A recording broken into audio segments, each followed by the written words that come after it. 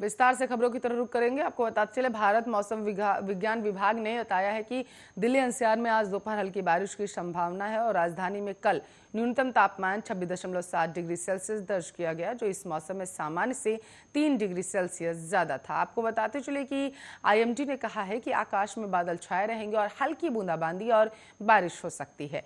Delhi NCR में अधिकतम तापमान 34 डिग्री सेल्सियस रहने की उम्मीद जताई जा रही है। केंद्रीय प्रदूषण नियंत्रण बोर्ड के आंकड़ों के अनुसार वायु गुणवत्ता सूचकांक 128 रहा है, जो कि मध्यम श्रेणी में आता है। 0 से 50 के बीच AQI अच्छा रहा और 51 से 100 के बीच संतोषजनक, 101 से 200 के बीच मध्यम, 201 से 300 के बीच बेहद खराब, 301 से 400 के बीच अति खराब हो जाएगा और 401 से 500 के बीच गंभीर माना जाता है।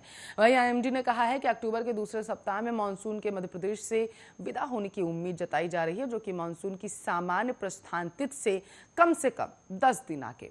मध्य प्रदेश में इस बार दक्षिण पश्चिम मानसून 10 जून को आया था। वर्तमान में मध्य प्रदेश में कुछ हिस्सों में बारिश हो रही है और साहा ने कहा है कि ऐसा वातावरण में नमी और कुछ अन्य स्थानीय कारकों के कारण हुआ।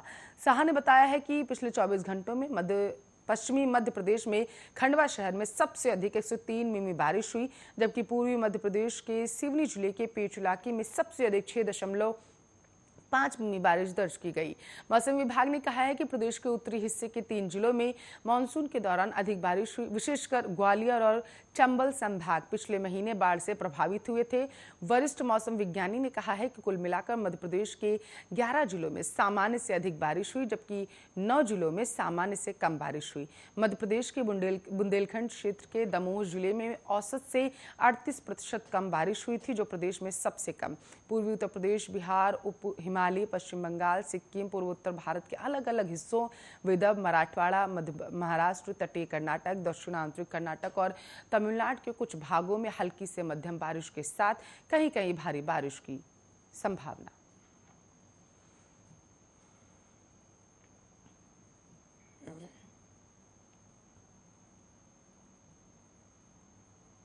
तो एनसीबी ने मुंबई से गोवा जा रहे क्रूज शिप पर चल रही ड्रग्स पार्टी पर छापा मारा। एनसीबी ने 10 लोगों को हिरासत में लिया है। इसमें एक बड़े अभिनेता का बेटा भी शामिल बताया जा रहा है। आपको बताते चले, क्रूज पर 8 घंटे से ज्यादा समय से छापा जारी है। हालांकि एनसीबी ने अभी तक आधिकारिक रूप से लोगों के नामों का खुलासा नहीं किया।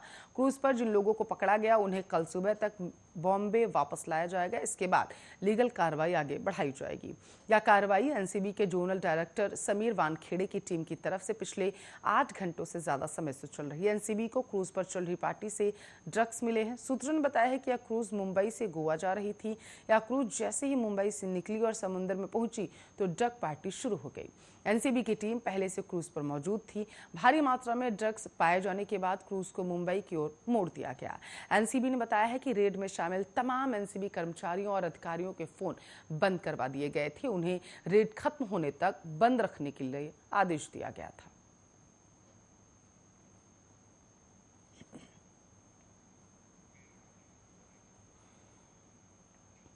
महन नरेंद्र गिरी की संदिग्ध हालातों में हुई मौत को लेकर सीबीआई की जांच जारी है। इस बीच मौत से कुछ महीनों पहले महन नरेंद्र गिरी की कार का एक्सीडेंट हो गया था। अब ये भी जांच के दायरे में जाएगा। अखाड़ा परिषद के दिवंगत अध्यक्ष महन नरेंद्र गिरी की खुदकुशी से 72 दिन पहले उनकी कार का एक्सीडेंट हुआ था। आपको बताते चले कि 8 जुलाई को महंत नरेंद्र गिरी की कार का एक्सीडेंट हुआ था और इस हादसे में वे बाल बाल बचे थे। इस दौरान उनके साथ अखाड़ा परिषद के महामंत्री महंत हरिगिरी भी मौजूद थे। यह दुर्घटना लखनऊ सुल्तानपुर हाईवे पर हुई थी। बताते चले कि 8 जुलाई को लखनऊ में सीएम योगी से मुलाकात के बाद दोनों संत वापस लौट रहे थे। लखनऊ सुल्तानपुर हाईवे पर एक वाहन से टकराने के बाद महन नरेंद्र गिरी की कार खंबे से लड़ गई। इस हादसे में कार बुरी तरीके से क्षतिग्रस्त हो गई थी और आपको बताते चले कि महन नरेंद्र गिरी और अखाड़ा परिषद के महामंत्री हरिगिरी को उस टाइम मामूली चोटें आई थी। दोनों संत काफिले की दूसरी गाड़ियों पर सवार होकर वापस प्रयागराज आए। नरेंद्र गिरी खुदकुशी मामले की जांच कर रही सीबीआई अब इस हादसे पर अपनी नजरें लगाए हुए है। जांच एजेंसी इसकी जांच करेगी कि 8 जुलाई का कार एक्सीडेंट महज सामान्य हादसा था या फिर इसके पीछे भी कोई साजिश थी।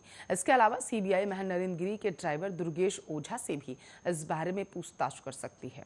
आपको बताते चले, हादसे के फौरन बाद इसकी जानकारी सोशल मीडिया पर शेयर करने वाले शिष्य सुमित का भी जांच एजेंसी अब बयान लेगी।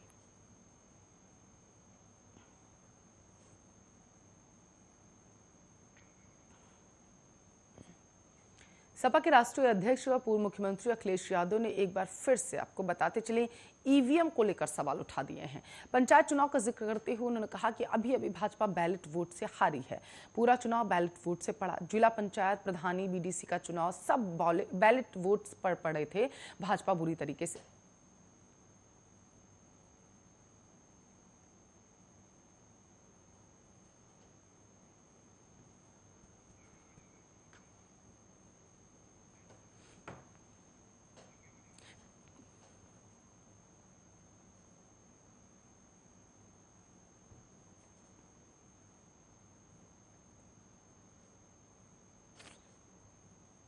पटना नगर निगम क्षेत्र के साथ दानापुर, फुलवारी शरीफ और खगौल में फिलहाल डीजल ऑटो चल सकेंगे। 30 सितंबर तक डीजल ऑटो पर रोक लगाने का सरकार का फैसला था, लेकिन अब सरकार ने इसकी मियाद बढ़ा दी।